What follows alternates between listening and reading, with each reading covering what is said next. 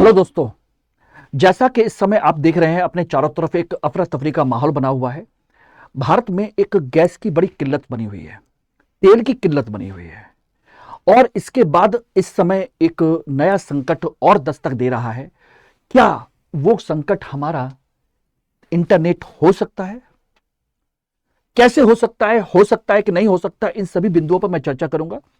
क्योंकि इस समय जो एक संकट है वो है मिडिल ईस्ट में, जहां पर इजराइल और अमेरिका ने मिलकर के ईरान पर अटैक किया। और ईरान ने अपने आसपास के जो अमेरिका के समर्थित देश हैं या अमेरिका के सहयोगी देश हैं, उन सब पर उनके सैन्य ठिकानों पर अटैक किया।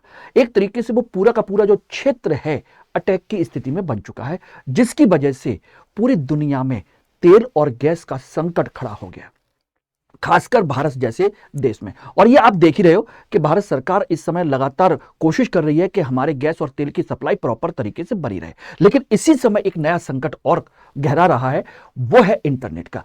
क्या हमारे इंटरनेट पर भी प्रहार हो सकता है? क्या इंटरनेट ब्लैकलिस्ट हो सकता है, ब्लॉक हो सकता है, या उसमें क्या समस्या हो सकती है? आज मैं इसी मुद्दे पर चर्चा करूंगा आपके साथ में। और बहुत जरूरी है ये समझना कि आखिर ये कैसे और क्यों हो रहा है। तो दोस्तों देखिए, एक चीज आप समझने की कोशिश करिएगा कि हम लोग ये मान के चलते हैं कि इंटरनेट जो आता है वो हमारे पास सीधे सीधे सैटेलाइट से आता है। ये हम मान के चलते हैं, जो कि गलत है। ज्यादातर लोग यही सोचते हैं कि सैटेलाइट से सीधा सीधा इंटरनेट हमारे पास पहुंचता है, लेकिन नहीं। दुनिया का 95% से ज्यादा इंटरनेट डाटा हमारे ऑप्टिकल फाइबर नेटवर्क जो पड़ी हुई है, समुद्र के अंदर बिछी हुई आपकी लाइनें हैं। और समुद्र के अंदर जो बिछी हुई केबल है, केबल लाइनें हैं, उनके माध्यम से हम तक पहुंचता है, जिसकी लंबाई लगभग 1.4 मिलियन किलोमीटर है। सोचिएगा, उनसे आपके पास इंटरनेट पहुंचता है। यानी कि एक तरीके से ये हमारी बैंकिंग का, शेयर बाजार का, ट्रेडिंग का, क्लाउड कंप्यूटिंग का, सोशल मीडिया का, हमारी हर चीज का आज के जीवन में एक बैकबोन बन चुका है।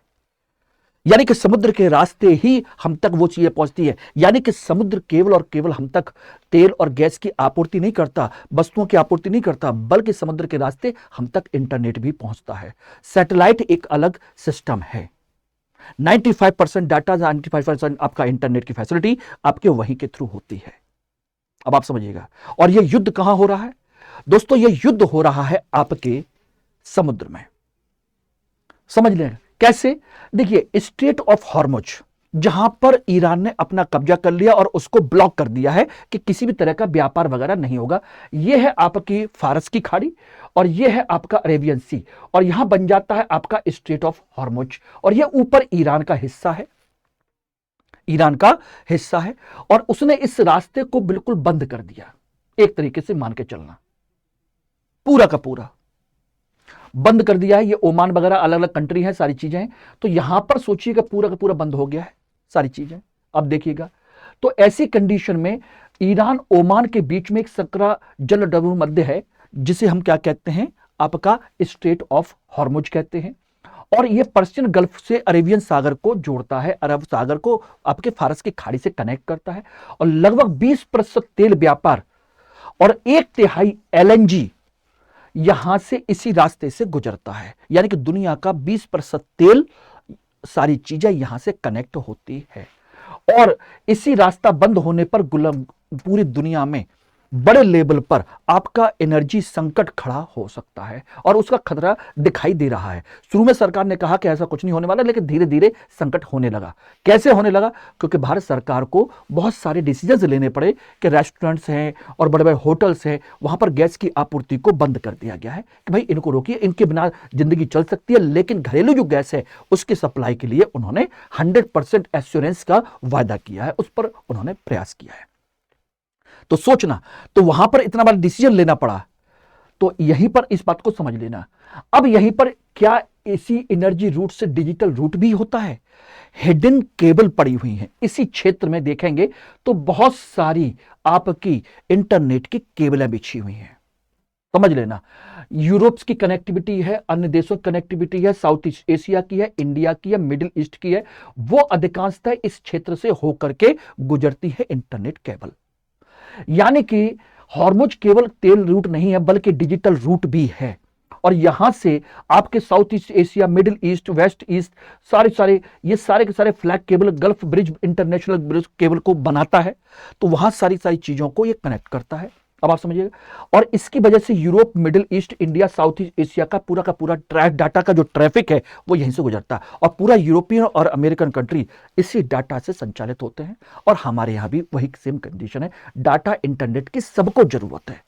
अगर किसी भी कंडीशन होती है, वल्नरेबिलिटी होती है, यहां पर ईरान कुछ अटैक करता है, कुछ भी प्रॉब्लम होती है या सैन्य संकट खड़ा होता है, तो यहां पर ये आपकी कनेक्टिविटी रुक सकती है, इंटरनेट ठप हो सकता है, आपकी बैंकिंग सिस्टम से लेकर के, शेयर बाजार से लेकर के, शिक्षा से लेकर के, तमाम तरह की जो गतिविधियां हैं, रुपया पैसा, तमाम तरह की गतिविधियां आपकी रुक सकती हैं, व्यापार, क्योंकि आज की डेट में हम सब इंटरनेट पर डिपेंड हो चुके हैं, सबके सब। अब आप सोचिएगा क्या हो जाएगा। सबमरीन कमरे जो केबल है, इसके खतरे इससे पहले भी हुए थे 2008 में, जब जहाज का एक लंगर इसमें टकरा गया और उसकी वजह से केबल टूट गई, ठीक है ना। समुद्र के नीचे भूकंप आया था, तब भी टूट गई, इसकी वजह से भी केबल टूटी। और सैन्य हमला या जानबूझकर काटना, उसकी वजह से भी टूटने की संभावना है उस समय की। और impact, sensitive infrastructure industrial cable है, बेहद नाजुक होती है, निशाना बनाने पर आसानी से ब्लॉकआउट किया जा सकता है। अब आप समझ लीजिए, और ऐसा 2008 में हो चुका है, यह कट चुकी थी, भूमध्य सागर के कुछ केबल्स कट गई थी भूमध्य सागर में, यहां पर नहीं, भूमध्य सागर में। और उसकी वजह से भारत, मिडिल ईस्ट और पाकिस्तान के इंटरनेट को अचानक धीमा हो गया था, ठप हो गया था कि करें तो करें क्या। ये सारी चीजें वहां पर हो चुकी थी 2008 में, इसका इंपैक्ट हम देख चुके थे, ये ध्यान रखना। ओके, अब बात आती है कि सैटेलाइट इंटरनेट और केबल इंटरनेट। सैटेलाइट इंटरनेट होता है, बहुत कम कैपेसिटी होती है, सीमित बैंडविड्थ होती है, इसलिए इसका पूर्ण समाधान ये नहीं हो सकता। इसलिए समुद्री जो केबल होती है, मैसिव कैपेसिटी इसी की होती है, और 95% लोड इसी पर पड़ता है, और इसी पर निर्भरता बनी हुई है। अगर ये कहीं डैमेज हुआ, ये इस पर कहीं कोई संकट आया, तो आप समझ लीजिएगा हमारी सारी व्यवस्था ध्वस्त हो सकती है, सारी की सारी व्यवस्था। अब आप खुद सोच लीजिए, इसका मतलब हो गया कि ये जो एरिया है जहां पर ये संकट खड़ा हुआ है, वो जियोपॉलिटिक्स का एक बहुत बड़ा इंपैक्ट है, जियोपॉलिटिक्स का एक बहुत बड़ा इशू है, जियोपॉलिटिक्स का एक बहुत बड़ा क्षेत्र है, यानी कि तेल, यानी कि एनर्जी जियोपॉलिटिक्स और डाटा जियोपॉलिटिक्स एक तरीके से। अब हम शिफ्ट कर रहे हैं इधर की तरफ, यानी कि अब हम जियोपॉलिटिक्स के नए मुद्दे आपके सामने आ रहे हैं, जिनको आप लोग समझ सकते हो कि केवल एनर्जी ही नहीं, अगर कोई चाहे तो वहां पर आपके डाटा को भी कंट्रोल कर सकता है और उसके माध्यम से भी आपको हैंडल कर सकता है, समझिएगा, ठीक है ना।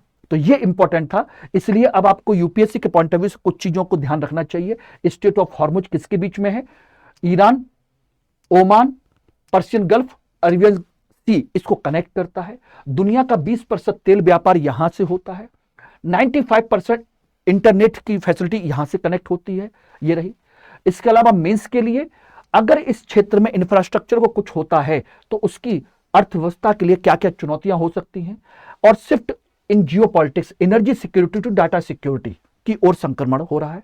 स्ट्रेटेजिक चॉक पॉइंट्स, हार्मुज का दोहरा महत्व है ऑयल और डाटा दोनों के पॉइंट ऑफ व्यू से, इसलिए इस चीज को आप ध्यान से रखिएगा। ओके, और किसी तरह की कोई प्रॉब्लम होती है, कोई बात होती है, तो मुझे आप यहां पर कनेक्ट करते रहिएगा, मुझसे जुड़े रहिएगा। @Manoj Kumar history Telegram channel को ज्वाइन करिए और चैनल को शेयर सब्सक्राइब जरूर करिएगा। Thank you.